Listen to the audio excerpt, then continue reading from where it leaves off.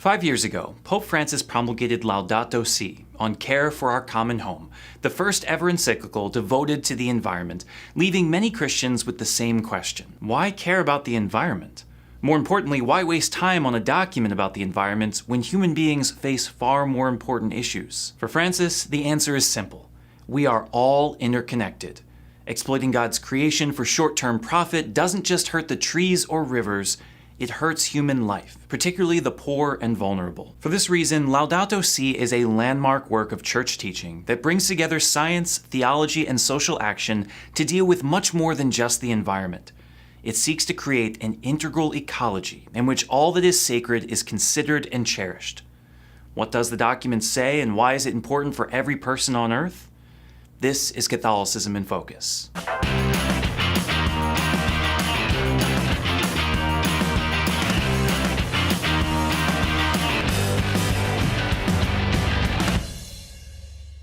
For those whose medieval Umbrian is a bit rusty, the title Laudato Si comes from the famous Canticle of the Creatures by St. Francis of Assisi, Laudato Si mi Signore, praise be to you, my Lord. You really have to read the primary texts in their original languages, is something my professors used to say. This literary allusion gives insight to Pope Francis's mindset. We must be like the saint who saw all of God's creatures, not in regards to their utility, but as ends in themselves, giving praise to God by their very existence. Personifying the earth as sister, just as St. Francis did, Pope Francis writes in his introduction, "This sister now cries out to us because of the harm we have inflicted on her by our irresponsible use and abuse of the goods with which God has endowed her. We have come to see ourselves as her lords and master, entitled to plunder her at will. As a result, we as a human species have committed many sins against nature, against God, and against one another, greedily consuming more than we need, wasting precious resources meant for the good of all." In the opening chapter of the encyclical, he addresses many of them by name: atmospheric pollutants, dangerous residues, increased global temperatures, sea level rise, extreme weather events, contaminated water, scarcity of water, the acidification of soil and water, deforestation, extinctions of thousands of species, overfishing, erosion of coral reefs, and the overall loss of biodiversity, to name just a few. But of course, as Francis writes, human beings too are creatures of this world, and so widespread environmental degradation doesn't just hurt natural resources.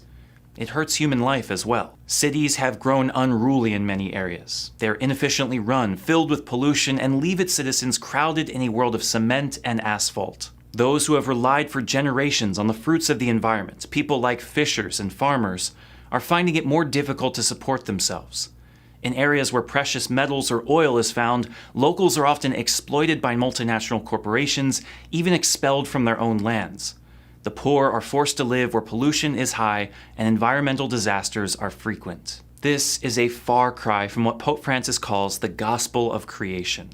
In chapter 2 of his letter, he looks to the biblical accounts of creation, the Judeo-Christian approach to the mystery of the universe, the life of Jesus, and the social tradition of the Catholic Church to teach an invaluable truth. We are meant to be among and for creation as its caretaker, not above it as its Lord. Humanity was never given unlimited authority to do whatever it pleased with the earth. Amassing excess private property at the expense of others is not the will of God. The earth is a gift meant for all, to be cared for by all. Meaning that the resources of the earth must be shared equitably, but also that the resources of the earth should be properly respected in their own right. There is a dignity to creation beyond what it can do for us. The ultimate destiny of the universe is in the fullness of God. The ultimate purpose of other creatures is not to be found in us. Rather, all creatures are moving forward with us and through us, towards a common point of arrival, which is God, in that transcendent fullness where the risen Christ embraces and illumines all things. Human beings, endowed with intelligence and love, and drawn by the fullness of Christ, are called to lead all creatures back to their Creator. Again, you can see why he invokes St. Francis's Canticle of the Creatures. We are meant to see all of creation as our brothers and sisters, as beings in relationship with God. Unfortunately, this is not even remotely close to true in our world. Why is that? In chapter 3, Francis gets behind the individual problems to identify the philosophical flaws that inform them.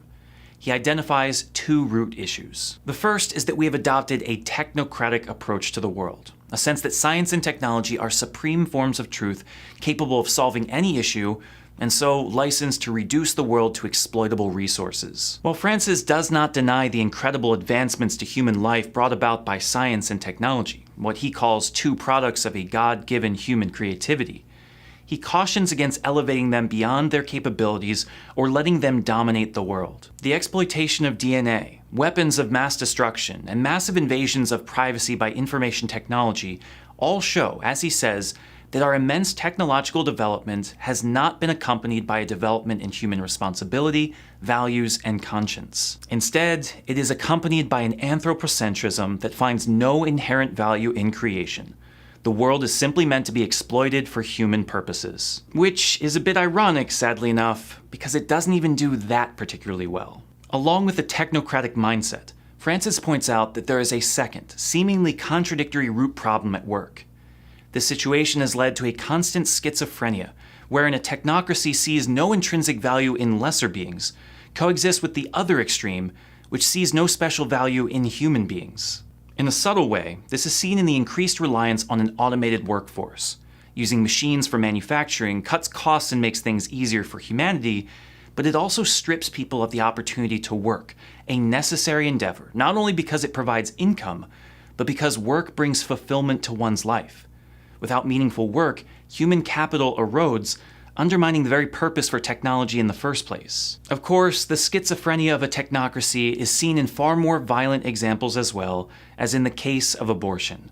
For Francis, this is further evidence that we live in a throwaway society that has no regard for anything sacred.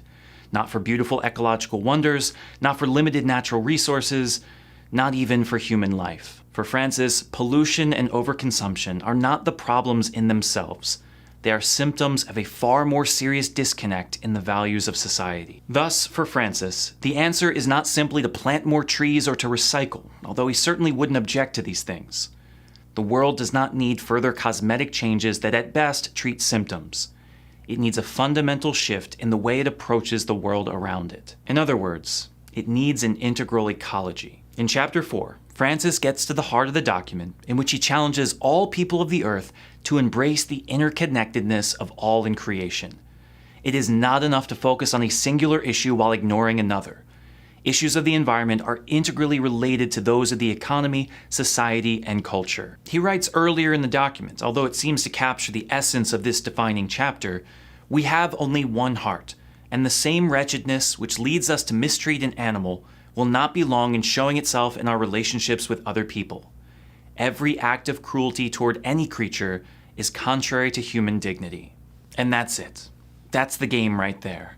While he goes on in chapters 5 and 6 to offer advice for how to implement this spirituality on a practical level, sections I highly recommend that you read for yourself. It is this spirituality, one of interconnectedness and communal responsibility for all of creation, that Francis seeks to engender in all of us.